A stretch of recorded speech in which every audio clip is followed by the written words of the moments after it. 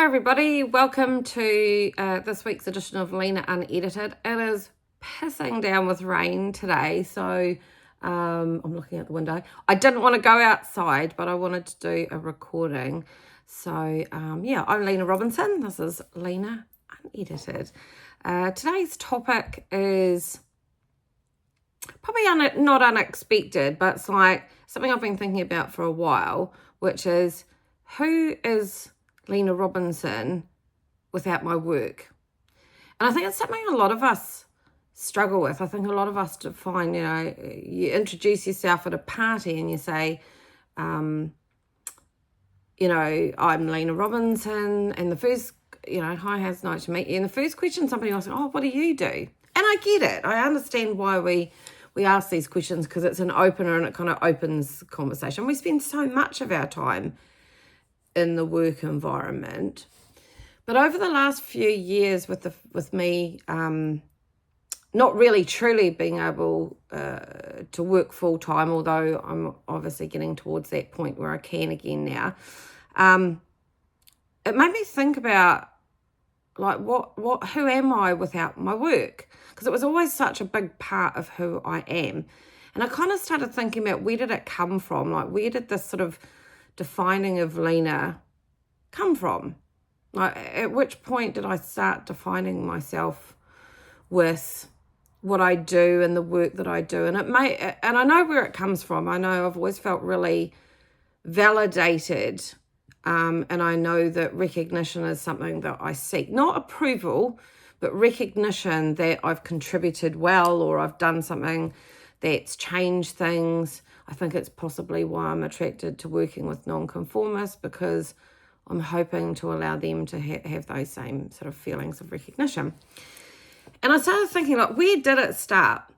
And I don't know, probably, like, I can't pinpoint a time or anything, but I know definitely very early on in my life, I remember always wanting to be recognised for my intellect and recognised for my opinions and thoughts.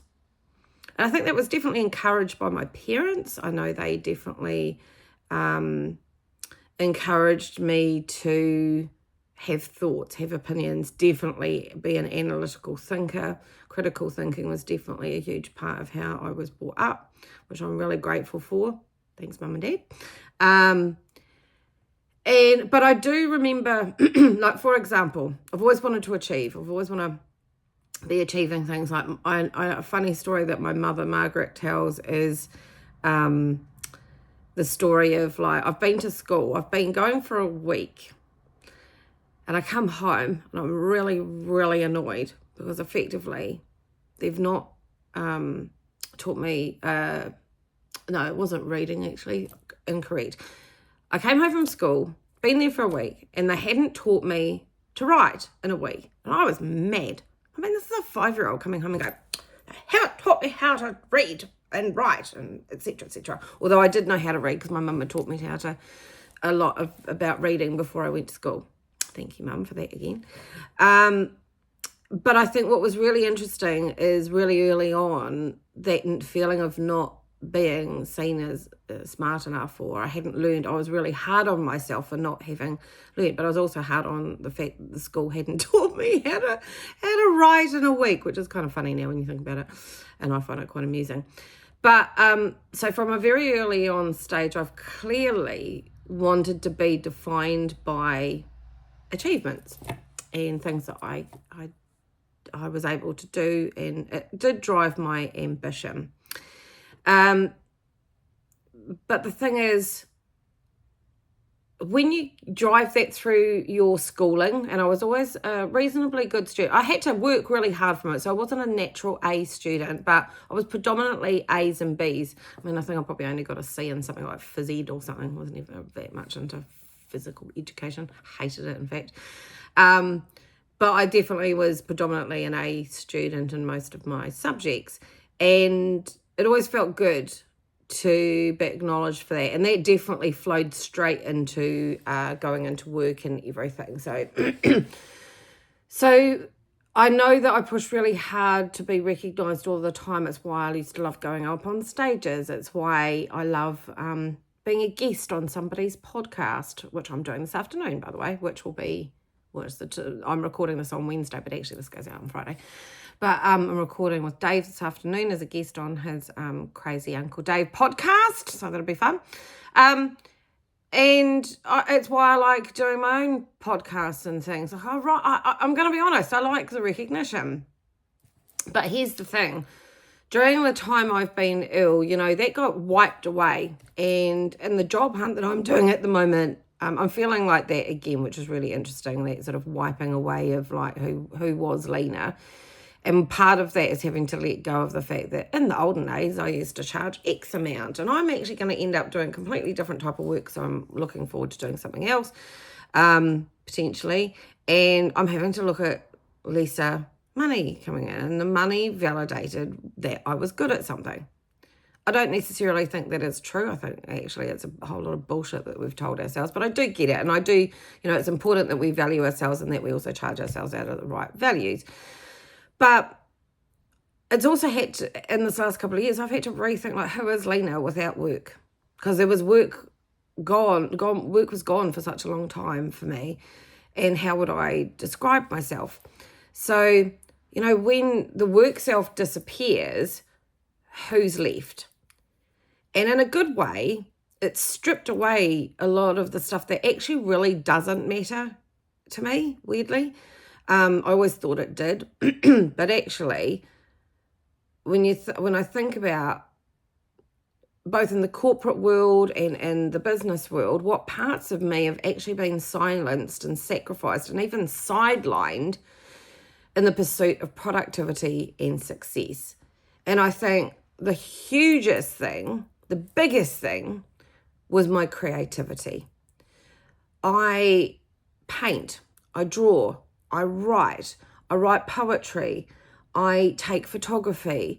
There's a huge side of me that has always been massively creative, and that didn't necessarily go away to a certain extent in the job. I thought creatively still, and whatever I was doing with strategies and ideas and thoughts, but there was a huge element of my personality and who I am, which was being shoved down, silenced, sacrificed in the pursuit of success, or what I thought success was. I've changed my view on that quite significantly in the last couple of years of what success is. But that's sort of the carer in me to a certain extent as well, I think. A bit of the rebel. Well, the rebel was always there, but when you work with clients, you're always trying to be on your best behaviour when you're working in creative, like in ad agencies. I was still heavily in a corporate world. So the question is, who is, those things got silenced in me. And that sort of creativity did disappear. So then I've had to rethink, well, when I'm not working, sort of when I'm not planning and producing, because I'll tell you a funny story, even when I'm watching television, I often have to be on my phone creating something or on my computer or knitting or something, because I feel really guilty when I'm not being productive and I'm not making something. And that is a rhetoric I'm trying to change in my head, because I think it's bullshit. I think it's something I've told myself for a really, really long time. And I've got to ask myself, like, what makes me feel happy and what makes me feel alive, and most importantly, what makes me feel joy. And I think what makes me feel joy now is being free to be creative, being free to be curious. Like, one of the things I was really attracted to the podcast that I host, that's now being hosted with Dave and with Dave Brown and Joe Shilton, is with AI. That is hugely about being curious. Now, I'm not a technology person. Like, I'm currently at the moment needing to change my phone over. I've bought a new phone. Well, not bought. I've been given a new phone by EE. And I keep putting off transferring it over because I've completely forgotten how to move it. Anyway, I'm not a techie person, but I am a creative person and I'm a curious person. And what drew me to doing the podcast, and what draws me to AI is there's a huge amount of curiosity for me around that. So, there's curiosity that's coming out then in my creativity. It's coming out in my photography. I'm following other photographers and watching what they're doing, not to copy them, but to get inspiration and thoughts and ideas and techniques that I hadn't thought about doing. Like my good friend Miriam came and visited me a couple of weeks ago, and she's an amazing photographer. And we were in the park and we were talking about photography, and she said one of the things that she does, she says, well, when you're walking along in nature, do you ever turn around and look back the other way? And I go, no, I hadn't really thought of that because I'm on a journey. She said one of the most amazing things that it can sort of kick things up a bit is to turn around and look back the way of where you've come, because you might see something you didn't see coming through. So that sort of following other people and being curious, learning from those, that is helping me in my creativity. But also what's helping me feel alive is being more in touch with nature and trying really hard to be more zen. I mean, everybody that knows me knows I love a bloody good rant. I'm good at a rant, but I'm trying really hard to get myself into a place where I don't get as ranty and angry and upset about things. Don't get me wrong, I'm still going to rant. It's a part of who I am. When I get annoyed about something, it's usually driven by injustice, because injustice will always make me angry. And I'm okay with that, because that's a good reason to be angry. But I don't think just anger because you're wild up or you're anxious or what have you is a good thing. So I'm now focusing more on health and wellness and mental well-being and contentedness, and not worrying about the things that really don't matter. Like I used to worry about stupid things like the little red dot on my phone that showed how many emails I hadn't opened. Like I used to be that person that every single day at the end of the day, if I had a red dot, hadn't read everything, and it wasn't filed away, because I'm one of those geeky people that file things away because it keeps my head straight. I used to get really annoyed at myself or at the situation or whatever and get quite angry. Well, you can't go to sleep when you're like that. So I have hard enough trouble sleeping anyway. Now on my phone, I don't even look at that red dot, and there are over 10,000 unread emails across I think I've got about 7 or 8 emails I have to manage by either myself or other people's. And I can tell you, I don't look at it and I don't care. And I think that's a really, really good thing. I think it's really important for all of us to focus on what makes us feel alive, what allows us to be our true selves and not push down the stuff or silence or sacrifice or even sideline things for the sake of productivity. Do not get me wrong. I think it's really important when you're running a business or you've got a job. Sorry, I forgot to turn my computer off.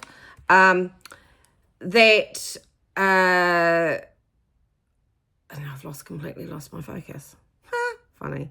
Anyway, that's what it was. I think I think it's really important that we're running our businesses, that they are effective and efficient and productive, but not when you've had to sacrifice too much of who you are, which is why I think it's really important that our own versions of productive, our own versions of, many of us are dealing with ADHD, OCD, dyslexia, lots of other things, busy lives, children. God, hats off to parents. They have to manage children as well as all the work stuff and all of life and adulting. I mean, goodness me, don't know how you do it. But I do think it's really, really important to balance the two things out. And it's really difficult because everything looks different to everybody. So one of the things that annoys me on watching TikToks actually not TikToks, Instagram posts and all that sort of thing is when people talk about you must do it this way and you must do it that way. Because here's the thing. And I think this is really, really, really important that I want everybody to think about. There are always going to be things that aren't going to work for you, and there's always going to be things that are. And you just need to figure out, trial and error, what works for you and what doesn't. And once you figure out what does, and that's where the curious comes in, try a different software, try a different work time that you work in. There's a really amazing book by a guy called Mason Curry. Sorry, I was just looking at his book now because I couldn't remember his name. Mason Curry, called Daily Rituals. Now, I struggle with working 9 to 5. Don't like it, never have, doesn't work for me. Even when I was working in a 9 to 5 job, I was a bit naughty often. I would either turn up early or I'd turn up late. But I always did the work and I always delivered. So, I was kind of tended to be forgiven for that. But I really struggled with that. And lots of people do. And I think for me, just understanding that there were plenty of scientists and writers and artists and so many different creative minds that were highlighted in the Daily Rituals book by Mason Curry, that, some people worked 2 hours a day every single day.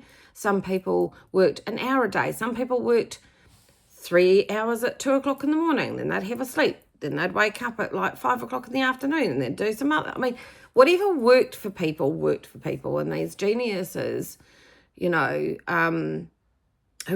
they were, and I will put the link to the book in there and you can have a look at it yourself. It's really good.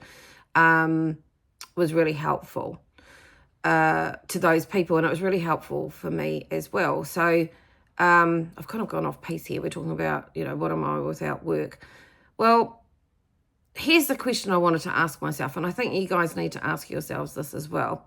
If you could rebuild your identity, and I asked myself this question from scratch, what bits of it would I keep and what would I leave and what would I finally make space for? And I think for me, the answers are really simple. I would keep my creativity. I would keep some elements of my organisation, because I do tend to be quite an organised person most of the time.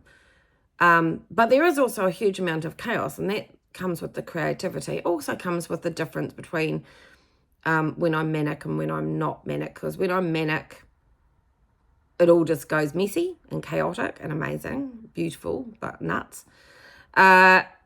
Not a technical term, by the way, nuts.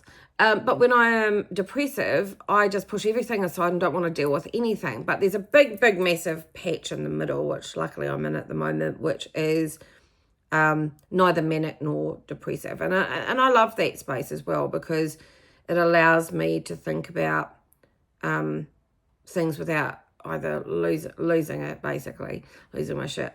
So I would definitely leave the organisational stuff in there. I'm quite practical, so I definitely keep the practical side of things. But part of that practical is about literally giving myself mental space. So it's being okay with, I always used to be, I don't want to say I was a people pleaser, I'm definitely not that, but I was always a person that didn't like letting people down. So if I'd agreed to do something, I would make myself ill delivering because I didn't want to let people down. But here's the thing. The one person I was letting down all the time was me. So this is a really long one today. I think it's because I'm inside and I'm warm. But I think that person I would keep as well. That sort of, I would keep the person that's okay with saying no, and also okay with messaging somebody and saying, look, I'm not able to do this by the time that you want to, whether it be a meeting or whatever. If I'm ill or I'm not well, then contacting somebody and saying, hey, look, do you mind if we do this tomorrow? Most people are fine with it. I mean, if it's hugely important, I'll still try and do it. Like, even if I'm sitting in bed or typing up things or whatever, I'll do it. But I don't ever want to be that person again that will put myself at so much for a physical risk from a health perspective that I will deliver no matter what. Like, most people are understanding. I'm also well aware that I will never let somebody be in the poop either. So there will always be a way around that. But yeah, the kindness will always be there in me. The creativity, the ability to be a good project manager and organise, a good communicator, honest. honest as the day is long, sometimes to my own detriment.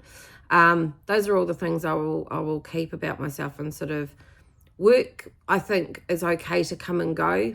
Like, it's no longer the anchor that it once was in my life. And you know what? I'm actually really glad about that. So yeah, that's kind of my conversation about who would I be without my work. I'm finding out who that is, and I'm really enjoying who she is, and she's reminding me of who she's always been deep down. So I think that's pretty cool.